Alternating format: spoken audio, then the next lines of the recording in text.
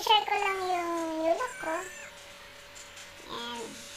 I-share ko lang yung konting details dun sa buong araw na ginawa ko. Today. Today is my rest day. So, naisipan kong ayos sa sarili. So, papakita ko yung yulok ko. I mean, ito na yung yulok ko. Ganun. Papakita ko yung konting video kung paano ginawa. Yan.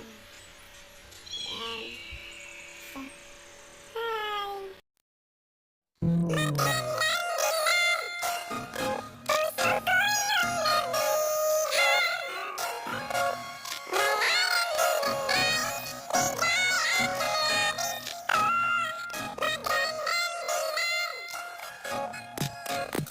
Wow!